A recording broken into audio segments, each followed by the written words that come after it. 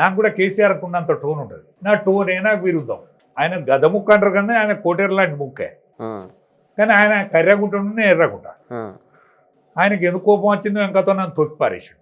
మేము 5 జైలు పోయినాం. 5 జైలు పోయినాం.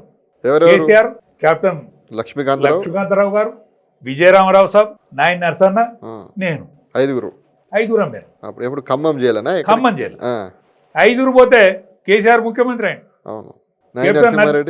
నాయన నరసన్న హోంమంత్రి చేసిండు. నామినల్ హోంమంత్రి, పెత్తనం లేని హోంమంత్రి. బాబు పెత్తనం ఈయన చేతుల, పదవి ఆయన చేతులు.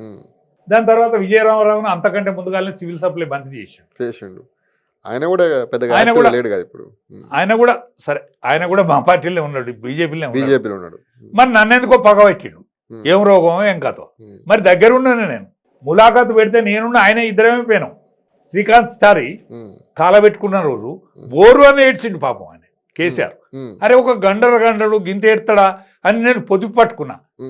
నా సింగులతోనే ఆయన కళ్ళు తుడిచిన, నా సింగులతోటే. కానీ నేను వలవల ఏడ్చిందని చెప్తాను కానీ రాజన్న ఊకుంచింది అనేది చెప్తలేడు. నన్ను నోరారా రాజన్న అని పిలిచినోడే. గొల్లరాజన్న ఊకుంచిండని చెప్తే ఏమవుతాను? నా పేరు తీయలేదు, నాకేమి ఇయ్యలేదు, మీకేమి ఇయ్యలేదు, వాళ్ళకు కూడా ఏమి ఇయ్యలేదు. వాళ్ళ తల్లికి శంకరమ్మ కూడా ఏమి ఇయ్యలేదు. శంకరమ్మకి ఏమి ఇయ్యలే, సచిన శంకరమ్మకి ఏమి ఇయ్యలే. 1200 కొడుకుని చంపుకున్నది. శంకరమ్మకి ఏమి ఇయ్యలేదు. 1200 మంది చచ్చిపోయినారు. వీళ్ళ పాలోడు కూడా చావాలి అన్న. మా కేసీఆర్ పాలోడు కూడా చావాలి. ఈయన రక్త సంబంధకులే కాదు, పాలోడు కూడా చచ్చిపోవాలి. వాళ్ళ కులపోళ్ళు కూడా ఎవడు చావాలి. కానీ కర్మ గది, సొమ్ము గీనది, సోకు ఆయనది.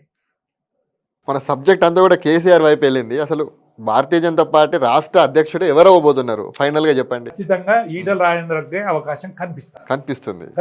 ఎందుకంటే యోగ్యుడు, ఉద్యమంలో ఉన్నాడు, క్యాస్ట్ ఈక్వేషన్లు ఉన్నాడు, పోతే కెపాసిటీ ఉన్నది. ఇవన్నీ ఉన్నాయి కాబట్టి 3 సీలు ఆయనకు ఉన్నది కాబట్టి కెపాసిటీ, క్యాలిబర్, క్యాస్ట్ 3 ఉన్నది కాబట్టి రాజేందర్ గారు. అందులో ఒక సి అంటే క్యాష్ అనుకుంటా, నాకు తెలిసి. క్యాష్ అని నేను అనుకోను. క్యాష్ ఉందా ఈటల రాజేందర్ దగ్గర? ఏది ఉద్యమానికి అయితే 100 ఎకరాలు అనిపించి, ఎందుకంటే కష్టపడి సంపాదించుకున్నది ఆయన. కేసీఆర్ ఎంత ఇబ్బంది పెట్టు, లేకపోతే ముఖ్యమంత్రి ఉన్నప్పుడు ఆయన బాగానే ఇబ్బంది పెట్టిండు. కానీ తప్పుంటే దొరకపోనా? అవును, తప్పుంటే దొరకదు, కానీ దొరకలే. తప్పులేం లేవు, ఏది లేదు కాబట్టి ఆయనకు అవకాశం ఉన్నట్టు అనిపిస్తాను.